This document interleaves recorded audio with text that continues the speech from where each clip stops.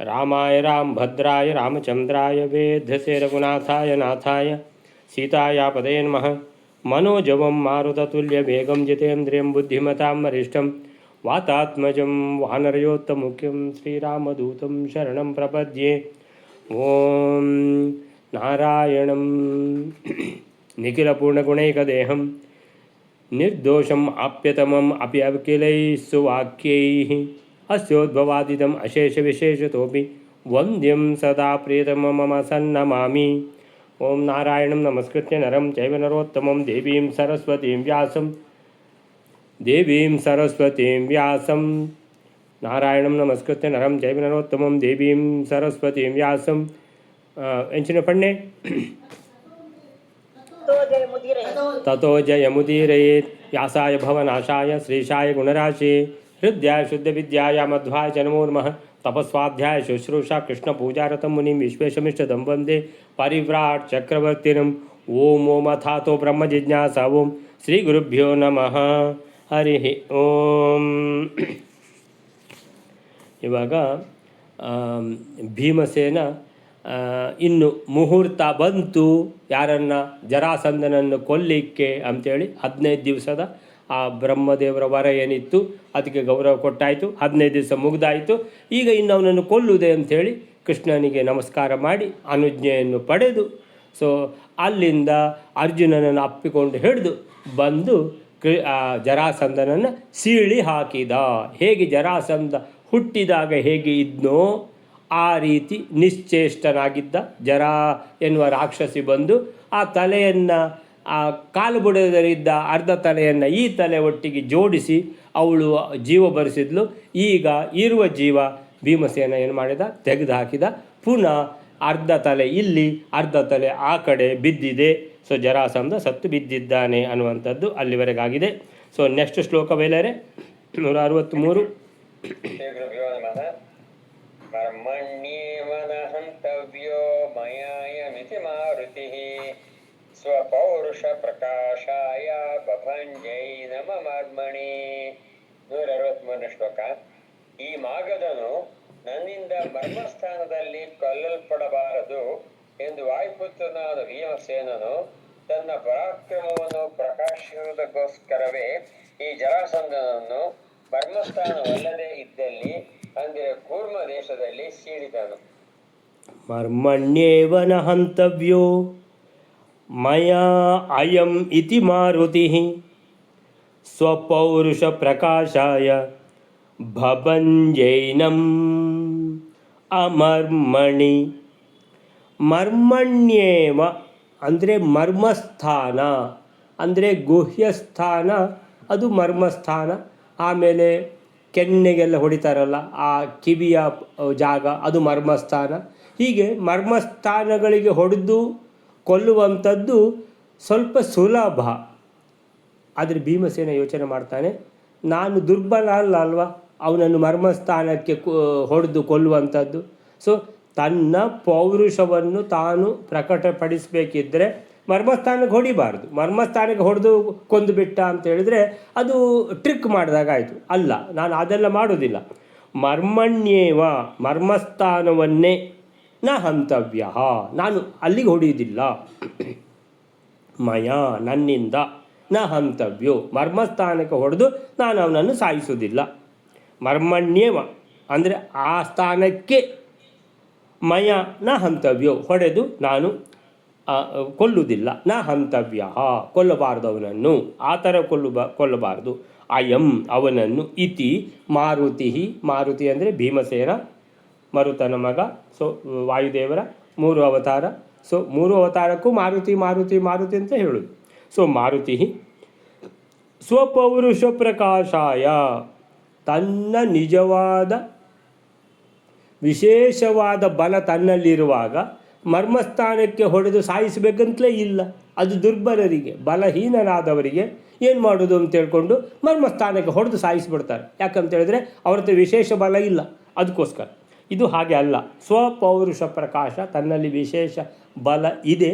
ಆದ್ದರಿಂದ ತನ್ನ ಪೌರುಷವನ್ನು ಪ್ರಕಟಪಡಿಸಲು, ಪ್ರಕಾಶಾಯ ಚತುರ್ಥಿ ವಿಭಕ್ತಿ, ಪ್ರಕಾಶಪಡಿಸಲು, ಪ್ರಕಾಶಾಯ ಭಿಕ್ಷುಕಾಯ ಅಂತೇಳಿದರೆ ಭಿಕ್ಷುಕನಿಗೆ, ಹಾಗೆ ವಿದ್ಯಾಯ ವಿದ್ಯೆಯ ಸಲುವಾಗಿ, ಸೊ ವಿದ್ಯೆಗೋಸ್ಕರ. ಸೊ ಚತುರ್ಥಿ ವಿಭಕ್ತಿ ಅಂದರೆ ಹೀಗೆ ಬರ್ತದೆ. ಸ್ವಪೌರುಷ ಪ್ರಕಾಶಾಯ, ಸ್ವಪೌರುಷವನ್ನು ಪ್ರಕಾಶಪಡಿಸಲಿಕ್ಕೆ. ಬಭಂಜ ಮುರಿದು ಹಾಕಿದ. ಏನಂ ಬಭಂಜ ಏನಂ ಅಮರ್ಮಣಿ, ಮರ್ಮಸ್ಥಾನವಲ್ಲದ ಜಾಗ. ಅದಕ್ಕೆ ಅವ್ರು ಹೇಳ್ತಾರೆ ಪೃಷ್ಠಭಾಗ ಕೂರ್ಮ ದೇಶ ಅಂತಲೇ ಹೇಳಿದರು. ಕೂರ್ಮ ದೇಶವನ್ನು ಮುರಿದು ಹಾಕಿದ ಅಂತ. ಸೊ ಆ ರೀತಿ ಸೊಂಟವನ್ನು ಮುರಿದು ಹಾಕಿದ ಅಂತ, ಮರ್ಮಸ್ಥಾನವನ್ನು ಪೆಟ್ಟು ಆಘಾತ ಕೊಟ್ಟು ಮುರಿದದ್ದ ಅಲ್ಲ ಅಂಥೇಳಿ. ಸೊ ಭೀಮಸೇನನದೊಂದು ನಿಷ್ಠೆ ಆ ಥರ. ಸೊ ತನ್ನಲ್ಲಿ ಏನು ಪೂರ್ತಿ ಶಕ್ತಿ ಇದೆ, ಆದ್ದರಿಂದ ಮರ್ಮಸ್ಥಾನಕ್ಕೆ ಹೊಡೆಯುವ ಅವಶ್ಯಕತೆ ಇಲ್ಲ ಅಂತ. ಹೀಗೆ ಭೀಮಸೇನ ಜರಾಸಂಧನನ್ನು ಮರ್ಮಸ್ಥಾನದಲ್ಲಿ ಹೊಡೆದು ಕೊಲ್ಲಬಾರದು ಎಂದು ಭೀಮಸೇನ ತನ್ನ ಸಾಮರ್ಥ್ಯವನ್ನು ಪ್ರಕಟಿಸಲೆಂದು ಅವನ ಮರ್ಮಸ್ಥಾನದಲ್ಲಿ ಹೊಡೆಯಲಿಲ್ಲ. ಸ್ವಪೌರುಷ ಪ್ರಕಾಶಾಯ, ತನ್ನ ಸಾಮರ್ಥ್ಯ ಸ್ವಪೌರುಷ ಪ್ರಕಾಶಾಯ ಪ್ರಕಟಪಡಿಸಲು. ಸೊ ಏನಂ ಆ ಜರಾಸಂಧನನ್ನು ಮರ್ಮಣಿ ನ ಬಭಂಜ, ಮರ್ಮಸ್ಥಾನದಲ್ಲಿ ಹೊಡೆದು ಮುರಿಯಲಿಲ್ಲ.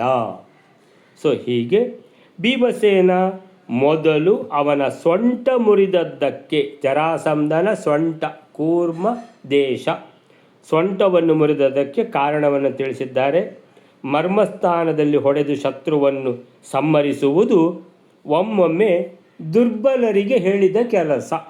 ಅಂದರೆ ಬಲ ಪೂರ್ತಿ ಇಲ್ಲದಾಗ ಅಂತೇಳಿದರೆ ಇನ್ನು ಹೆಚ್ಚು ಸಮಯ ತಗೊಳ್ಬಾರ್ದು, ಅವನ ಮರ್ಮಸ್ಥಾನಕ್ಕೆ ಹೊಡೆದು ಅವನನ್ನು ಮುಗಿಸಿಬಿಡಬೇಕು. ಇಲ್ಲದಿದ್ದರೆ ಅವ ತನ್ನನ್ನು ಮುಗಿಸಿಬಿಡ್ತಾನೆ ಅಂತ ಸ್ವಲ್ಪ ಬಲ ಕಡಿಮೆ ಇರುವವರು ಯೋಚನೆ ಮಾಡುವಂಥದ್ದು. ಭೀಮಸೇನ ಆ ರೀತಿ ಯೋಚನೆ ಮಾಡಲಿಲ್ಲ. ಆದ್ದರಿಂದ ಭೀಮಸೇನ ಜರಾಸಂಧನನ್ನು ಸೊಂಟ ಮುರಿದು ಸೀಳುವ ಮೂಲಕ ತನ್ನದು ಅಗಾಧ ಜಯ. ಮರ್ಮಸ್ಥಾನವಲ್ಲದ ಸ್ಥಳದಲ್ಲಿ ಸಹ ಭೀಮಸೇನ ಜರಾಸಂಧನನ್ನು ಹೊಡೆದು ಕೊಂದ ಅಂತ ಮಹಾಸಾಮರ್ಥ್ಯ ಭೀಮಸೇನಲ್ಲಿ ಇದೆ ಅನ್ನುವಂಥದ್ದನ್ನು ಪ್ರಕಟಪಡಿಸಿದ. ಅಲ್ಲಿಗೆ ಆ ಶ್ಲೋಕ ಆಯಿತು. 164ನೇದಾಯಿತು, ಅಲ್ಲ 163ರನ್ನಾಯಿತು. 164ನೇ ಶ್ಲೋಕವೇಲೆ ಜಮಾನೆ ಶರೀರಸ್ಯ ಬ್ರಹ್ಮಾಂಡ ಸ್ಫೋಟ ಸನ್ನಿಭಃ ಬಭೂವರಾವೋ ಏನೈವ ತ್ರಸ್ತಮೇತ ಜಗತ್ರಯಂ. ಆ ಜರಾಸಂಧನ ಶರೀರವು ಭೀಮನಿಂದ ಸೀಳಲ್ಪಡುತ್ತಿರಲು ಆ ಬ್ರಹ್ಮಾಂಡ ವಿದಾರಣದ ಶಬ್ದಕ್ಕೆ ಸದೃಶವಾದ ಧ್ವನಿಯ ಉಂಟಾಯಿತಂತೆ. ಆ ಶಬ್ದದಿಂದ ಆ 3 ಲೋಕವು ಭಯಗ್ರಸ್ತವಾಯಿತಂತೆ. ಭಜ್ಯಮಾನೆ ಶರೀರೇಸ್ಯ ಬ್ರಹ್ಮಾಂಡ ಸ್ಫೋಟ ಸನ್ನಿಭಃ ಬಭೂವರಾವೋ ಏನೈವ ತ್ರಸ್ತಂ ಏತತ್ ಜಗತ್ರಯಂ. ತ್ರಸ್ತಂ ಏತತ್ ಜಗತ್ರಯಂ. ಭಜ್ಯಮಾನೆ ಅಂದರೆ ಬಭಂಜ. ಬಭಂಜ ಅಂದರೆ ಮುರಿದು ಹಾಕಿದ, ಪುಡಿ ಪುಡಿ ಮಾಡಿದ, ಸೀಳಿ ಹಾಕಿದ. ಬಭಂಜ. ಬಭಂಜ ಅಂದರೆ ಭಜ್ಯ. ಭಜ್ಯ. ಸೊ ಭಜ್ಯಮಾನೆ ಅಂತೇಳಿದರೆ ಈ ಸೀಳುವ ಏನು ಆ ಕೆಲಸ ಏನು ಮಾಡಿದ್ದಾನೆ ಭೀಮಸೇನ, ಅವನ ಒಂದು ಕಾಲನ್ನು ಒತ್ತಿ ಹಿಡಿದು ತನ್ನ ಮೊಣಗಂಟಿಂದ ಇನ್ನೊಂದು ಕಾಲನ್ನು ಏನು ಮಾಡಿದ್ದಾನೆ, ಎತ್ತುವ ಮೂಲಕ ಸೀಳಿ ತಲೆ ತನಕ ಸೀಳಿ ಬಿಟ್ಟಿದ್ದಾನೆ. ಸೊ ಈ ರೀತಿ ಸೀಳುವಾಗ ಭಜ್ಯಮಾನೆ ಶರೀರೇ ಅಸ್ಯ. ಅಸ್ಯ ಅಂದರೆ ಜರಾಸಂಧನ. ಅಸ್ಯ ಅಸ್ಯ ತಸ್ಯ. ಅಸ್ಯ ಅಂದರೆ ಇವನ, ತಸ್ಯ ಅಂದರೆ ಅವನ. ಸೊ ಇವನ ಶರೀರವನ್ನು ಶರೀರೇ ಭಜ್ಯಮಾನೆ, ಆ ರೀತಿ ಶರೀರ ಆ ಸೀಳಲ್ಪಡಲು, ಆ ಸೀಳುವ ಹೊತ್ತಿಗೆ ದೊಡ್ಡ ಸ್ಫೋಟ ಆಯಿತು. ಅಂದರೆ ಇಲ್ಲಿ ಶರೀರ ಸೀಳುವಾಗ ಇಡೀ ಭೂಮಿ ನಡಗಿದ್ದು ಮಾತ್ರ ಅಲ್ಲ, ಈ ಭೂಮಿಯಲ್ಲಿ ಇಡೀ ಇಡೀ ಭೂಮಿಯೇ ಬಿರಿದಂತೆ ದೊಡ್ಡ ಸ್ಫೋಟ ಆಯಿತು. ಎಷ್ಟು ದೊಡ್ಡ ಸ್ಫೋಟ ಅಂದರೆ ಬ್ರಹ್ಮಾಂಡ ಸ್ಫೋಟ ಸನ್ನಿಭಃ. ಇಡೀ ಬ್ರಹ್ಮಾಂಡವೇ 2 ಭಾಗ ಆದರೆ ಎಂಥ ಒಂದು ಶಬ್ದ ಆಗ್ಬೋದು, ಅಂಥ ಶಬ್ದ ಆಗೋಯ್ತು. ಬ್ರಹ್ಮಾಂಡ ಸ್ಫೋಟ ಅಷ್ಟು ಭಯಂಕರವಾದ ಶಬ್ದ. ಸನ್ನಿಭಃ ಅಂತಹ ಸದೃಶವಾದ ಒಂದು ಶಬ್ದ, ಆ ಥರ ಶಬ್ದ ಆಯಿತು. ಬಭೂವ ಆಯಿತು, ಬಭೂವ ಅಂದರೆ ಆಯಿತು. ರಾವ ಅಂದರೆ ಗರ್ಜನೆ, ಅಂದರೆ ಭಯಂಕರ ಶಬ್ದಕ್ಕೆ ರಾವ ಅಂತ ಹೆಸರು. ರಾವಹ ಬಭೂವ ಅಂತ ಭಯಂಕರ ಶಬ್ದ ಆಯಿತು. ಎಷ್ಟು ಭಯಂಕರ ಅಂತೇಳಿದರೆ, ಇಡೀ ಭೂಮಿಯೇ ಒಂದು ವೇಳೆ 2 ಭಾಗ ಆಗುವಾಗ ಎಷ್ಟು ದೊಡ್ಡ ಶಬ್ದ ಆಗಬಹುದೋ ಅಷ್ಟು ದೊಡ್ಡ ಶಬ್ದ ಆಯಿತು. ಅದಕ್ಕೆ ಹೇಳ್ತಾರೆ ಬ್ರಹ್ಮಾಂಡ ಸ್ಫೋಟ ಸನ್ನಿಭಃ, ಸದೃಶವಾದ ಶಬ್ದ ಆಯಿತು. ದೊಡ್ಡ ಭಯಂಕರ ಶಬ್ದ ರಾವ ಬಭೂವ ಆಯಿತು. ಆ ಶಬ್ದಕ್ಕೆ ಏನ ಅಂದರೆ ಯಾವ ಶಬ್ದಕ್ಕೆ, ಈ ಶಬ್ದಕ್ಕೆ ಏನ ಏವ ತ್ರಸ್ತಂ. ತ್ರಸ್ತಂ ಅಂತ ಹೇಳಿದರೆ ನಮಗೆ ಒಂದು ಇರಾನ್ ಮತ್ತು ಅಮೇರಿಕಕ್ಕೆ ಯುದ್ಧ ಆಗ್ತಾ ಇರುವಾಗ ಮೇಲಿಂದ ವಿಮಾನ ಹೋದರೂ ನಮಗಾಗ್ತದೆ, ಏನಪ್ಪ ಇಲ್ಲಿವರೆಗೂ ಬಂತ ಯುದ್ಧ ಅಂತೇಳಿದರೆ ಅಂದರೆ ಅಷ್ಟು ಒಂದು ವಿಮಾನಕ್ಕೆ ನಮ್ಗೆ ಅಷ್ಟು ಶಬ್ದ ಒಂದು ಹೆದರಿಕೆ ಆಗೋದಿದ್ದರೆ, ಇಷ್ಟು ದೊಡ್ಡ ಶಬ್ದಕ್ಕೆ ಎಲ್ಲರಿಗೂ ಎಷ್ಟು ಹೆದರಿಕೆ ಆಗಲಿಕ್ಕಿಲ್ಲ ಅಂತೇಳಿದರೆ ತ್ರಸ್ತಂ. ತ್ರಸ್ತಂ ಅಂದರೆ ಭಯದಿಂದ ನಡುಗಿ ಹೋಯಿತು. ತ್ರಸ್ತಂ ಅಂತೇಳಿದರೆ ಅತ್ಯಂತ ಭಯಂಕರವಾದ ಶಬ್ದಕ್ಕೆ ಹೆದರುವಂಥದ್ದಕ್ಕೆ ಹೇಳುವುದು ತ್ರಸ್ತಂ ಅಂತ. ಸೊ ತ್ರಸ್ತಂ ಏತತ್ ಜಗತ್ ತ್ರಯಂ. ಜಗತ್ ತ್ರಯಂ ಅಂದರೆ 3 ಜಗತ್ತು. ತ್ರಯಂ ಅಂದರೆ 3, ಜಗತ್ತು 3 ಅಂತ ಹೇಳಿದರೆ ಭೂಲೋಕ, ಭುವರ್ಲೋಕ, ಸುವರ್ಲೋಕ. ಈ 3 ಲೋಕಗಳು, 3 ಲೋಕಗಳು ಏತತ್ ಜಗತ್ ತ್ರಯಂ. ಈ ಏತತ್ ಅಂದರೆ ಇವು 3 ಲೋಕಗಳು ಹೆದರಿ ಹೋದವು. ಅಂದರೆ ಈ ಲೋಕದಲ್ಲಿರುವಂಥ ಎಲ್ಲ ಪ್ರಾಣಿ ಜಾತಗಳು ಯಾವುದೆಲ್ಲ ಉಸಿರಾಡ್ತಾವೋ ಅವೆಲ್ಲ ಪ್ರಾಣಿಗಳು, ಮನುಷ್ಯರು ಮಾತ್ರ ಅಲ್ಲ, ಪ್ರಾಣಿಗಳು ಮನುಷ್ಯರು ಎಲ್ಲರೂ ಹೆದರಿ ಹೋದರು ಅನ್ನುವಂಥದ್ದನ್ನು ಹೇಳ್ತಾರೆ. ಈ ರೀತಿ ದೊಡ್ಡ ಶಬ್ದ ಆಯಿತು. ಏತತ್ ಜಗತ್ ತ್ರಯಂ, 3 ಲೋಕಗಳು ತ್ರಸ್ತಂ ಹೆದರಿ ನಡುಗಿ ಹೋದವು. ಹೀಗೆ ಜರಾಸಂಧನ ದೇಹ ಮುರಿದಾಗ ಅಸ್ಯ ಶರೀರೇ ಭಜ್ಯಮಾನೆ, ಅವನ ಶರೀರ 2 ಏನು ಮಾಡಿದ, ಸೀಳಿಬಿಟ್ಟ. ಯಾರು? ಭೀಮಸೇನ. ಆ ಸೀಳುವಾಗ ಬ್ರಹ್ಮಾಂಡ ಸ್ಫೋಟ ಆದರೆ ಎಷ್ಟು ದೊಡ್ಡ ಶಬ್ದ ಆಗ್ತದೋ ಅಂಥ ಭಯಂಕರ ಶಬ್ದ ರಾವಹ ಬಭೂವ. ರಾವೋ ಅಂದರೆ ರಾವಹ ಅಂದರೆ ಭಯಂಕರ ಶಬ್ದ. ಬಭೂವ ಆಯಿತು. ಬಭೂವ ಬಭೂವತು ಬಭೂವುಹು ಶಬ್ದಗಳು ಆದುವು. ಬಭೂವುಹು. ಸೊ ಒಂದು ಶಬ್ದ ಬಭೂವ ಆಯಿತು, ಉಂಟಾಯಿತು. ಏನ ಈ ಶಬ್ದದಿಂದ ಇಡೀ 3 ಲೋಕಗಳು ತ್ರಯಂ ಜಗತ್. ಜಗತ್ ತ್ರಯಂ 3 ಲೋಕಗಳು. ಸೊ ಜಗತ್ತಂದರೆ ಲೋಕ, ಅಂದರೆ ಈ ಇಡೀ ಪ್ರಪಂಚಕ್ಕೆ ಜಗತ್ತು ಅಂತ ಹೆಸರು. ಸೊ ಜಗತ್ತು ತ್ರಯಂ ಅಂದರೆ ಭೂಲೋಕ, ಭುವರ್ಲೋಕ, ಸ್ವರ್ಲೋಕ ಅಂತ ಹೇಳಿದರೆ ಭೂಲೋಕ ಮಾತ್ರ ಅಲ್ಲ, 3 ಲೋಕಗಳು ತಲ್ಲಣಿಸಿದವು. ತಲ್ಲಣಿಸಿದವು ಅಂದರೆ ಹೆದರಿ ನಡುಗಿದವು.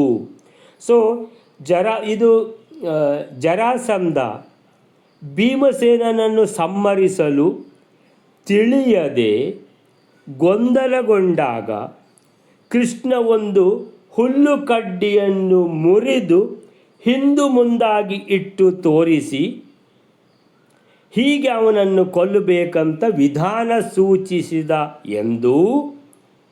ಭೀಮ ಹಾಗೆ ಸೀಳಿದಾಗ ಆ ಜರಾಸಂಧನ ಶರೀರವನ್ನು ಆ ಭಾಗಗಳು ಮತ್ತೆ ಅಂಟಿಕೊಳ್ಳಲು ಸಾಧ್ಯ ಇಲ್ಲ.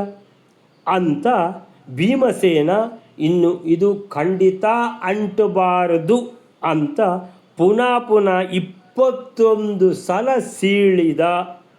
ಆ 21ನೇ ಸಲ ಸೀಳಿದಾಗ ಜರಾಸಂಧನ ಉಸಿರು ಹೊರಟು ಹೋಯಿತು ಅಂತ ಕೆಲವು ಮಹಾಭಾರತದ ಪ್ರತಿಗಳಲ್ಲಿ ಬರ್ಕೊಂಡಿದೆ. ಅಂದರೆ ಸುಮಾರಿಗೆ ಒಂದು ಪ್ರಸಿದ್ಧ ಕತೆ ಈ ಥರನೂ ಇದೆ.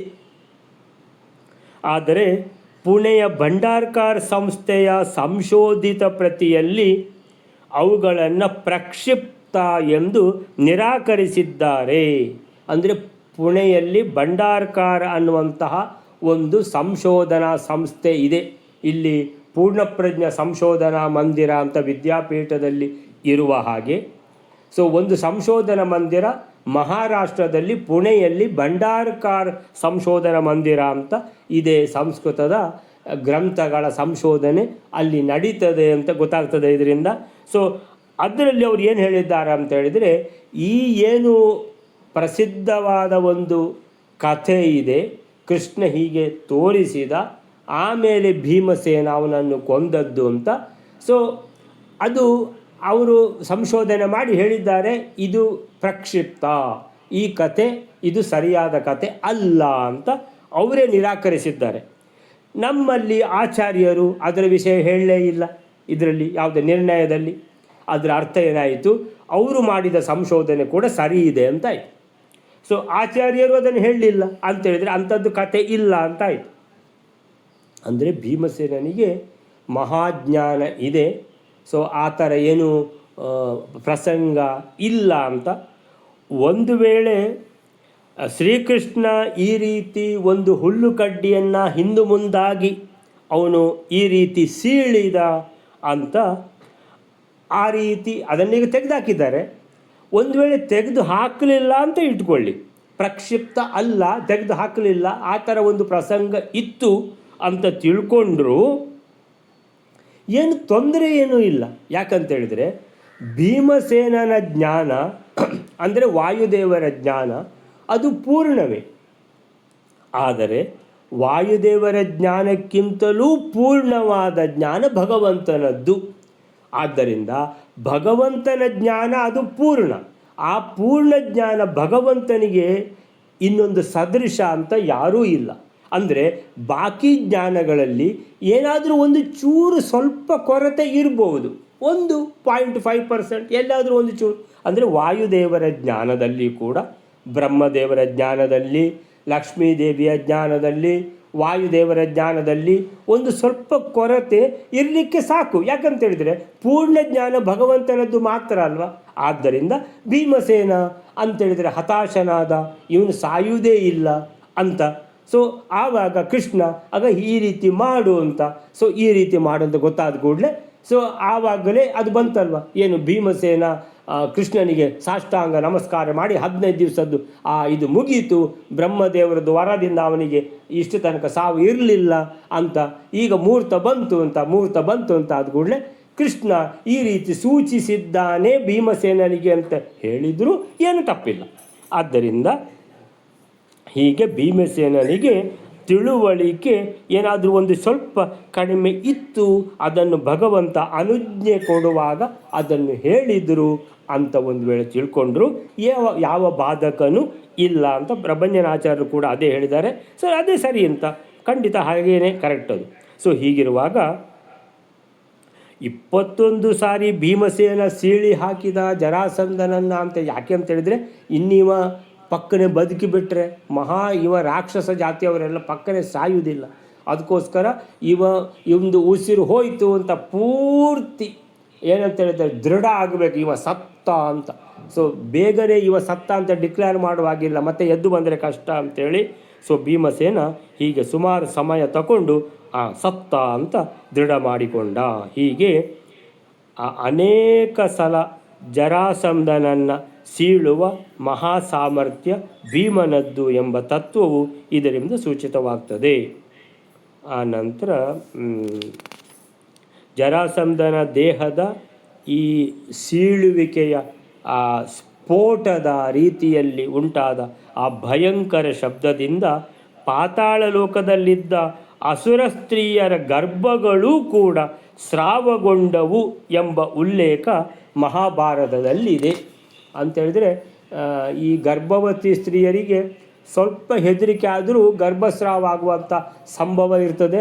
ಹಾಗೆ ಇಂಥ ದೊಡ್ಡ ಭಯಂಕರ ಸ್ಫೋಟ ಆದಾಗ ಆ ವಿಚಿತ್ರ ಶಬ್ದಕ್ಕೆ ನಡುಗಿ ಆ ಅಸುರ ಸ್ತ್ರೀಯರ ಗರ್ಭಸ್ರಾವ ಆಯಿತು ಅನ್ನುವಂಥದ್ದು ಕೂಡ ಮಹಾಭಾರತದಲ್ಲಿ ಬಂದಿದೆ ಅಂತ ಹೇಳ್ತಾರೆ. ಅಂದರೆ ಎಷ್ಟು ಭಯಂಕರವಾದ ಶಬ್ದ ಆಗಿದೆ ಅನ್ನುವಂಥದ್ದು ನಾವು ತಿಳ್ಕೊಳ್ಬೋದು. ನೆಕ್ಸ್ಟ್ ಶ್ಲೋಕವೇಲಾರೆ. ನಿಹತ್ಯ ಕೃಷ್ಣಸ್ಯ ರಿಪುಂಸ ಭೀಮಃ ಸಮರ್ಪಯಾಮಾಸ ತದರ್ಶನಂ ಹರೇಃ ಕೃತಾಂ ಹಿ ಭೀಮೇನ ಸಮರ್ಚನಾಂ ತಾಂ ಸಮಕ್ಷಮಾದಾತು ಮಿಹಾಗತೋ ಹ್ಯಜಃ. 165ನೇ ಶ್ಲೋಕ. ಆ ಭೀಮಸೇನನು ಕೃಷ್ಣನ ಶತ್ರುವಾದ ಜರಾಸಂಧನನ್ನು ಸಂಹಾರ ಮಾಡಿ ಆ ಪೂಜೆಯನ್ನು ಕೃಷ್ಣನಿಗೇ ಚೆನ್ನಾಗಿ ಸಮರ್ಪಿಸುತ್ತಾನೆ. ಕೃಷ್ಣನು ಭೀಮನಿಂದ ಮಾಡಲ್ಪಟ್ಟ ಶತ್ರುವಧಾರೂಪವಾದ ಒಳ್ಳೆಯ ಪೂಜೆಯನ್ನು ಪ್ರತ್ಯಕ್ಷವಾಗಿ ಸ್ವೀಕರಿಸುವುದಕ್ಕೋಸ್ಕರವೇ ಇಲ್ಲಿಗೆ ಅಂದರೆ ಮರದ ದೇಶಕ್ಕೆ ಬಂದಿದ್ದೇನಂತೆ. ನಿಹತ್ಯ ಕೃಷ್ಣಸ್ಯ ರಿಪುಂ ಸ ಭೀಮಃ ಸಮರ್ಪಯಾಮಾಸ ತದರ್ಚನಂ ಹರೇಃ ಕೃತಾಂ ಹಿ ಭೀಮೇನ ಸಮರ್ಚನಾಂ ತಾಂ ಸಮಕ್ಷಂ ಆದಾತುಂ ಇಹ ಆಗತೋ ಹ್ಯಜಃ. ನಿಹತ್ಯ ಕೃಷ್ಣಸ್ಯ ರಿಪುಂ. ಕೃಷ್ಣಸ್ಯ ರಿಪುಂ ಭಗವಂತನ ದ್ವೇಷಿ ಜರಾಸಂಧ. ಕೃಷ್ಣಸ್ಯ ಶತ್ರು. ಕೃಷ್ಣಸ್ಯ ರಿಪುಂ ಕೃಷ್ಣನ ಶತ್ರುವನ್ನು, ಭಗವಂತನ ಶತ್ರುವನ್ನು ಸ ಭೀಮಃ ಈ ಭೀಮಸೇನ ನಿಹತ್ಯ ಕೊಂದು ಹಾಕಿ ಸಮರ್ಪಯಾಮಾಸ ತದರ್ಚನಂ ಹರೇಹೇ. ಹರಿ ಅಂತೇಳಿದರೆ ಶ್ರೀಕೃಷ್ಣನ ಹರೇಹೇ ಕಾಲುಗಳಲ್ಲಿ ಪಾದ ಕಮಲದಲ್ಲಿ ಈ ಜರಾಸಂಧನ ಈ 2 ಸೀಳನ್ನು ಸಮರ್ಪಯಾಮಾಸ ಅಂದರೆ ಭಗವಂತನಿಗೆ ನಾವು ಪುಷ್ಪ ಇಟ್ಟು ಪೂಜೆ ಮಾಡೋದಿಲ್ವ, ಆ ರೀತಿ ಅರ್ಚನೆ. ತದರ್ಚನಂ. ಅರ್ಚನಂ ಅಂದರೆ ಭಗವಂತನ ಅರ್ಚನೆ. ನಾವೆಲ್ಲ ಯಾವುದರಿಂದ ಮಾಡ್ತೇವೆ? ಪುಷ್ಪದಿಂದ ಮಾಡ್ತೇವಲ್ಲ. ಹಾಗೆ ಭಗವಂತನ ಮಹಾಶತ್ರುವಾದ ಈ ಜರಾಸಂಧ ಅವನನ್ನು ಕೊಂದು ನಿಹತ್ಯ ಅಂದರೆ ಕೊಂದು, ಆಗತ್ಯ ಅಂದರೆ ಬಂದು. ಸೊ ಆಗತ್ಯ. ಸೊ ಹೀಗೆ ಇದು ಬರ್ತದೆ. ಇಲ್ಲಿ ಕೆಲವು ಕಡೆ ಬರ್ತದೆ ಶ್ರುತ್ವ, ದೃಷ್ಟ್ವ ಅಂದರೆ ನೋಡಿ, ಶ್ರುತ್ವ ಅಂದರೆ ಕೇಳಿ, ಖಾದಿತ್ವ ಅಂದರೆ ತಿಂದು. ಸೊ ಒಂದು ತ್ವ ಅಂತ ಬರ್ತದೆ, ಇನ್ನೊಂದು ನಿಹತ್ಯ, ಆಗತ್ಯ. ಹೀಗೆ ನಿಶಮ್ಯ ಅಂದರೆ ಕೇಳಿ, ನಿಶಮ್ಯ ಅಥವಾ ನಿಶಾಮ್ಯ ನೋಡಿ. ಸೊ ನಿಹತ್ಯ ಕೊಂದು ಏನು ಮಾಡಿದ? ಹರೇಹೇ ಭಗವಂತನ ಪಾದಕಮಲಗಳಲ್ಲಿ ತದರ್ಚನಂ ಅರ್ಚನೆಯೋ ಎಂಬಂತೆ ಸಮರ್ಪಯಾಮಾಸ ಸಮರ್ಪಣೆ ಮಾಡಿದ. ಭೀಮಸೇನ ಅಂತೇಳಿದರೆ ಏನದು? ಪ್ರಥಮೋ ಹನುಮನ್ನಾಮ ದ್ವಿತೀಯೋ ಭೀಮ ಏವ ಚ ಪೂರ್ಣಪ್ರಜ್ಞ ತೃತೀಯಸ್ತು. 3 ಅವತಾರ. ಒಂದು ಪ್ರಥಮೋ ಹನುಮನ್ನಾಮ ಹನುಮಂತ, ದ್ವಿತೀಯೋ ಭೀಮ ಏವ ಚ ಎರಡನೇದು ಭೀಮ, ತೃತೀಯಸ್ತು ಮಧ್ವಾಚಾರ್ಯರು 3ನೇ ಅವತಾರ ಭಗವತ್ ಕಾರ್ಯ ಸಾಧಕ, ಭಗವಂತನ ಕೆಲಸ ಮಾಡಿಕೊಡುವ ಸೇವಕರು. ಅಂದರೆ ವಾಯುದೇವರು ತನ್ನ 3 ಅವತಾರದಲ್ಲಿ ಭಗವಂತನ ಸೇವೆ ಅದ್ಭುತ ರೀತಿಯಲ್ಲಿ ಮಾಡಿದ್ದಾರೆ. ಅಂಥ ಸೇವೆ ಹೇಗೆ ಕುಂತಿದೇವಿ ದೂರ್ವಾಸರ ಸೇವೆ ಚಾತುರ್ಮಾಸ್ಯದಲ್ಲಿ 120 ದಿನಗಳಲ್ಲಿ ದೂರ್ವಾಸರಿಗೆ 1 ನಿಮಿಷ ಕೂಡ ಒಂದು ಕೋಪ ಬಾರದ ರೀತಿಯಲ್ಲಿ ಯಾವ ಥರ ಸೇವೆ ಮಾಡಿದ್ಲೋ ಅದೇ ರೀತಿ ವಾಯುದೇವರು ತಮ್ಮ 3 ಅವತಾರದಲ್ಲಿ 120 ದಿನ ಎಲ್ಲ ಅಲ್ಲ, ಇದು ಎಷ್ಟು, ಇದು ಸಾವಿರ ವರ್ಷಗಳು ಒಂದೊಂದು ಅವತಾರ ಅಂತ ಹೇಳಿದರೆ, ಅಂಥ ಅವತಾರಗಳ 3 ಅವತಾರದಲ್ಲಿ ಏನು ಈ ರೀತಿ ಸೇವೆ ಮಾಡಿದರು ವಾಯುದೇವರು. ಸೊ ಹೀಗೆ ಇಲ್ಲಿ ಇದು ಒಂದು ದೊಡ್ಡ ಸೇವೆ. ಜರಾಸಂಧ ಭಗವಂತನ ದ್ವೇಷಿ, ಅವನನ್ನು ಕೊಂದು ಹಾಕುವಂಥ ಈ ಸೇವೆಯನ್ನು ಮಾಡಿ ಭಗವಂತನಿಗೆ ಅರ್ಪಿಸಿದರು ಭೀಮಸೇನ. ಕೃತಾಂಹಿ ಭೀಮನಿಂದ ಕೃತಾಂ ಮಾಡಲ್ಪಟ್ಟಿತು.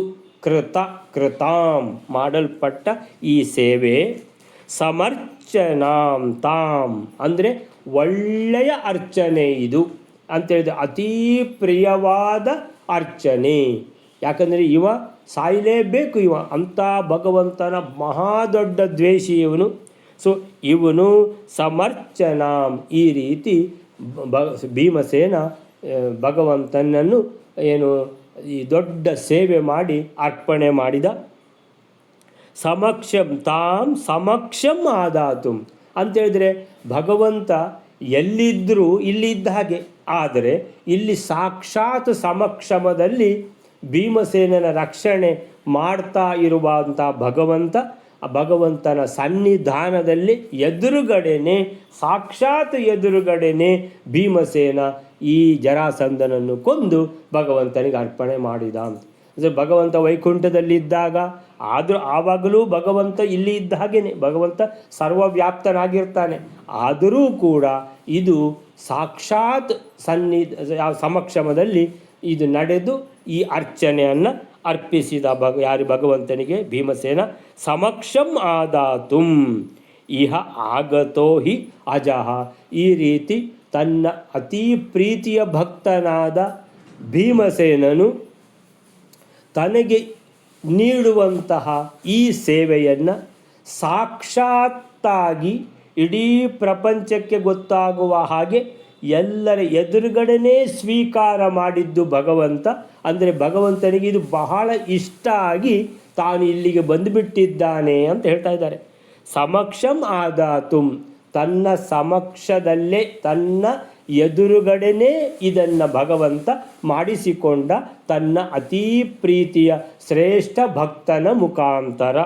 ಸಮಕ್ಷಂ ತಾಂ ಈ ಅರ್ಚನೆಯನ್ನು ತಾಂ ಸಮಕ್ಷಂ ತನ್ನ ಸಮಕ್ಷಮದಲ್ಲೇ ಆದಾತುಂ ಅಂದರೆ ಕೊಡುವುದು, ಆದಾತುಂ ಅಂದರೆ ಪಡೆಯಲು. ಅಂದರೆ ತನ್ನ ಸಮಕ್ಷಮದಲ್ಲೇ ತನ್ನ ಭಕ್ತ ಈ ಸೇವೆಯನ್ನು ಮಾಡಿ ತನಗೆ ಅರ್ಪಣೆ ಮಾಡಬೇಕಂತ ಬಹಳ ಇಷ್ಟದಲ್ಲಿ ಇಹ ಆಗತಃ ಭಗವಂತ ಶ್ರೀಕೃಷ್ಣನು ಇಲ್ಲಿಗೆ ಬಂದಿದ್ದಾನೆ. ಈ ಸನ್ನಿವೇಶ ಈ ರೀತಿ ಏನು ಮಾಡಿದ್ದಾನೆ, ಉತ್ಪತ್ತಿ ಮಾಡಿದ್ದಾನೆ. ಯಾವ ಥರ ಅಂತೇಳಿದರೆ, ತನ್ನ ಅತೀ ದೊಡ್ಡ ಶತ್ರುವನ್ನು ತನ್ನ ಅತೀ ದೊಡ್ಡ ಭಕ್ತನು ತನ್ನ ಕಣ್ಣೆದುರುಗಡೆನೇ ಇದನ್ನು ನಡೆಸಿ ತನಗೆ ಅರ್ಪಣೆ ಮಾಡಬೇಕು. ಅಂದರೆ ಬಹಳ ಏನು ಭಕ್ತನ ಸೇವೆಯನ್ನು ತಗೊಳ್ಳೋದ್ರಲ್ಲಿ ಪರಮಾತ್ಮನಿಗೆ ಬಹಳ ಇಷ್ಟ ಆಗಿದೆ ಆ ಸೇವೆ. ಅಂದರೆ ಅತೀ ದೊಡ್ಡ ಸೇವೆ ಇದು ಪಡ್ಕೊಂಡಿದ್ದಾನೆ. ಹಿ ಅಜಃ ಹಿ ಅಂದರೆ ಖಂಡಿತವಾಗಿಯೂ ಭಗವಂತನಿಗೆ ಅತೀ ಪ್ರಸನ್ನತೆಯನ್ನು ಇದು ತಂದುಕೊಟ್ಟಿದೆ.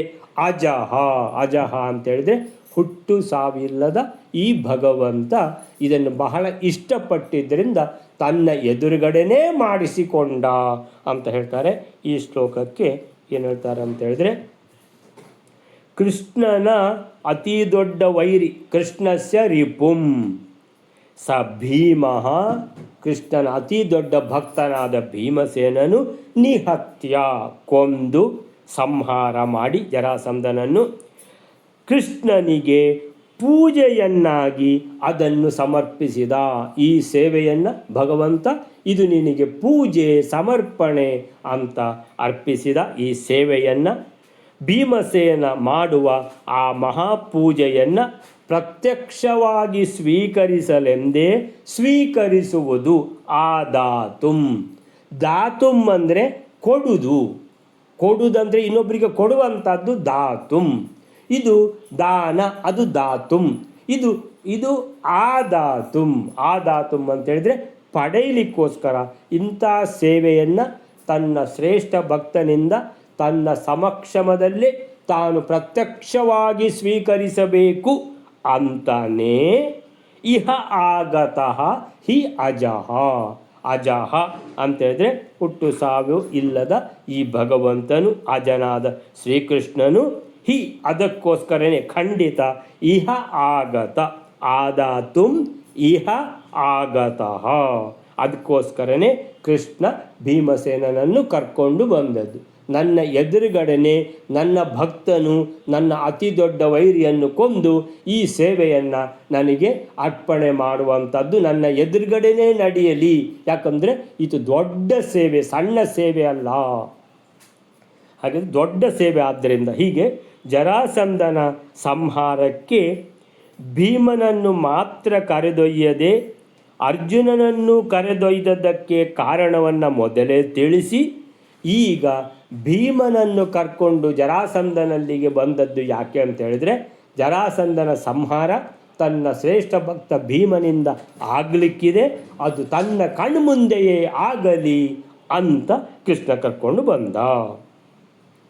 ಹೀಗೆ ಭೀಮಸೇನ ತನ್ನ ಪರಮದ್ವೇಷಿ ಜರಾಸಂಧನನ್ನು ಸಂಹರಿಸಿ ಕೃಷ್ಣಾರ್ಪಣ ಎಂದು ಸಮರ್ಪಿಸಿದಾಗ, ಅಂದರೆ ಈ ಅರ್ಪಣ ಬುದ್ಧಿ ಅನ್ನುವಂಥದ್ದು ಬೆಳಿಗ್ಗೆಯಿಂದ ರಾತ್ರಿ ಮಲಗುವ ತನಕ ನಾವು ಮಾಡುವ ಎಲ್ಲ ಕೆಲಸಗಳನ್ನು ಕೃಷ್ಣಾರ್ಪಣ ಮಸ್ತು, ಅಂದರೆ ಮಲಗುವಾಗ ಕೃಷ್ಣಾರ್ಪಣ ಮಸ್ತು ಅಂತ, ಅಂದರೆ ಕೃಷ್ಣಾರ್ಪಣ ಮಸ್ತು ಅಂತ ಹೇಳ್ಕೊಂಡ್ರೆ ನಿದ್ದೆ ಬಂದರೆ, ನಿದ್ದೆ ಬರಲಿಲ್ಲ ಅಂತೇಳಿದರೆ ಆ ನಾಮಸ್ಮರಣೆ ಮುಂದುವರಿತಾನೇ ಇರ್ತದೆ.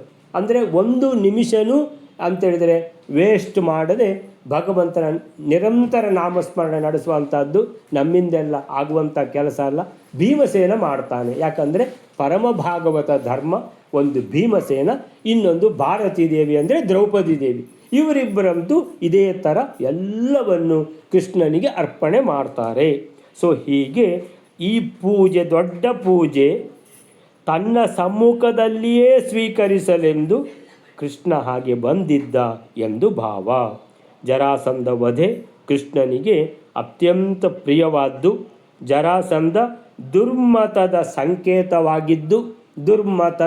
ಸಂಕೇತವಾಗಿದ್ದು ಅವನ ವಧೆ ಅನ್ನುವಂಥದ್ದು ದುರ್ಮತ ಖಂಡನೆ ಕೂಡ, ಅಂದರೆ ಒಟ್ಟೊಟ್ಟಿಗೆ ಆಗೋಯ್ತು. ದುರ್ಮತ ಖಂಡನೆ, ಸ್ವಮತ ಸ್ಥಾಪನೆ ಅದು ಆಗೋಯಿತು ಅಂತ.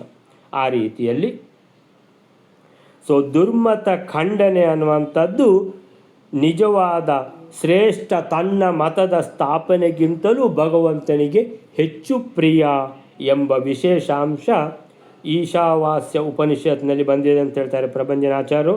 ಅಂಧತಮಂ ಪ್ರವಿಶ್ಯತಿ, ಅಂಧಂ ತಮಃ ಪ್ರವಿಶಂತಿ ಯೇ ಅವಿದ್ಯಾಮುಪಾಸತೆ ತಥೋ ಭೂಯ ಇವತ್ತೇ ತಮೋ ಯ ಉ ವಿದ್ಯಾಯಾಮ್ರತಾಃ ಅಂತೇಳಿದರೆ, ನಾವು ಏನು ಮಾಡ್ತೇವೆ ಅಂತೇಳಿದರೆ ಹೆಚ್ಚಿನವರೆಲ್ಲ ನಮಗೆ ಗೊತ್ತಿರ್ತದೆ ಅಂತೇಳಿದರೆ ಅವರು ಹೇಳುವಂಥದ್ದು ಸರಿ ಇಲ್ಲ. ಏನು ಹೇಳಿದರು, ಅವ್ರು ಹೇಳಿದರು ಅಂತ ಇಟ್ಕೊಳ್ಳಿ, ಏನು ರಾಮ, ಕೃಷ್ಣ, ದುರ್ಗೆ, ಸುಬ್ರಹ್ಮಣ್ಯ, ಶಿವ, ಸೂರ್ಯ ಎಲ್ಲ ಭಗವಂತನ ಹೆಸರುಗಳು ಅಂದರೆ ತಪ್ಪಲ್ವಾ? ಭಗವಂತ ಅಂತ ಹೇಳಿದರೆ ರಾಮ ಮತ್ತು ಕೃಷ್ಣ ಸರಿ, ಉಳಿದವರೆಲ್ಲ ಭಗವಂತನ ಪರಿವಾರ. ಯಜಮಾನನನ್ನು, ಪರಿವಾರದವರನ್ನು ಎಲ್ಲರನ್ನೂ ಯಜಮಾನ ಅಂತ ಹೇಳಲಿಕ್ಕಾಗತ್ತಾ? ಯಜಮಾನ ಅಂದರೆ ಒಬ್ಬನೇ ಇರುವುದಲ್ವ, ಅದು ಭಗವಂತ. ಯಾರು? ರಾಮ, ಕೃಷ್ಣ, ಪರಶುರಾಮ, ಆಮೇಲೆ ವೇದವ್ಯಾಸರು, ಇದು ಎಲ್ಲ ತೊಂದರೆ ಇಲ್ಲ. ಮತ್ಸ್ಯ, ಕೂರ್ಮ, ನಾರಸಿಂಹ, ವಾಮನ ಇದೆಲ್ಲ ಭಗವಂತನದ್ದೇ ಹೆಸರುಗಳು ಸರಿ. ಆದರೆ ದುರ್ಗೆ, ಸೂರ್ಯ ಇದೆಲ್ಲ ಭಗವಂತನ ಹೆಸರುಗಳಾಗಲಿಕ್ಕೆ ಸಾಧ್ಯ ಇದೆಯಾ? ಇಲ್ಲ. ಇದು ಭಗವಂತನ ಪರಿವಾರ. ಸೊ ನಾವೇನು ಮಾಡ್ತೀವಿ ಅಂತೇಳಿದರೆ ಕೇಳಿಕೊಂಡು ಸುಮ್ಮನಿರ್ತೇವೆ. ನಾವು ಅದನ್ನು ಖಂಡನೆ ಮಾಡಲಿಕ್ಕೆ ಹೋಗುವುದೇ ಇಲ್ಲ. ಅಂದರೆ ಎದುರಾಯ್ದರು ಖಂಡನೆ ಮಾಡುವಂಥದ್ದು ಸಾಧ್ಯವೂ ಇಲ್ಲ ಅಂತ ಇಟ್ಕೊಳ್ಳಿ. ಆದರೆ ನಾವು ಯಾವ ರೀತಿಯಲ್ಲಿಯೂ ಖಂಡನೆ ಮಾಡಲಿಕ್ಕೆ ಹೋಗೋದಿಲ್ಲ. ಸೊ ಖಂಡನೆ ಮಾಡಬೇಕಲ್ವ? ಸೊ ಈಶಾವಾಸ್ಯ ಉಪನಿಷತ್ ಹೇಳ್ತದೆ, ನಿಮಗೆ ಗೊತ್ತಿದೆ ತಿಳ್ಕೊಂಡು ಸುಮ್ಮನಿದ್ರೆ ಆಗೋದಿಲ್ಲ. ಅದು ತಪ್ಪು, ಸರಿಯಾದದ್ದು ಹೀಗೆ ಭಗವಂತ ಒಬ್ಬನೇ ಇರೋದು, ಯಜಮಾನ ಒಬ್ಬನೇ, ಉಳಿದವರೆಲ್ಲ ಅವನ ಮನೆಯ ಸದಸ್ಯರು, ಪರಿವಾರದವರು. ಅಂದರೆ ಭಗವಂತ ಅನ್ನುವಂಥದ್ದು ಒಬ್ಬನೇ ಇರೋದು. ಹಿಂದೂ ಧರ್ಮದಲ್ಲಿ ಕೂಡ ಭಗವಂತ ಒಬ್ಬನೇ. ಯಾರಾದರೂ ಹೇಳಿದರೆ ಅದೇ ನಿಮ್ಮ ಧರ್ಮದಲ್ಲಿ 1 ಕೋಟಿ ದೇವತೆಗಳಿದ್ದಾರೆ, ನಮ್ಮ ಮತದಲ್ಲಿ ಒಬ್ಬನೇ ಇರೋದು, ನೀನು ನಮ್ಮ ಮತಕ್ಕೆ ಸೇರು ಅಂತ ಹೇಳಿದರೆ ಅವಳಿಗೆ ಹೇಳಲಿಕ್ಕೆ ಗೊತ್ತಿರಬೇಕಲ್ವ.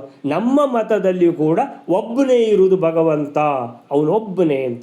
ಅವನನ್ನೇ ನಾವು ಉಡುಪಿಯಲ್ಲಿ ನೋಡೋದು, ಅವನನ್ನೇ ನಾವು ತಿರುಪತಿಯಲ್ಲಿ ನೋಡೋದು, ಅವನನ್ನೇ ನಾವು ಬದ್ರಿನಾಥ್ನಲ್ಲಿ ನೋಡೋದು, ಅವನನ್ನೇ ನಾವು ಅಯೋಧ್ಯೆಯಲ್ಲಿ ನೋಡೋದು ಅಂತ ಅಷ್ಟು ಹೇಳಲಿಕ್ಕೆ ಬಂದರೆ ಅವಳು ಮೋಸ ಹೋಗ್ತಾಳ ಅಂತೇಳಿದರೆ, ನಮ್ಮವರೇ ಈ ಥರ ಎಲ್ಲ ಏನು ಬೇಡದಿದ್ದದನ್ನೆಲ್ಲ ಉಪದೇಶ ಮಾಡಿಕೊಂಡು ಹೋದರೆ ಜನರಿಗೆ, ಸೊ ಅಂದರೆ ಸಮಾಜಕ್ಕೆ ಘಾತಕವೇ ಆಗ್ತದಲ್ವ.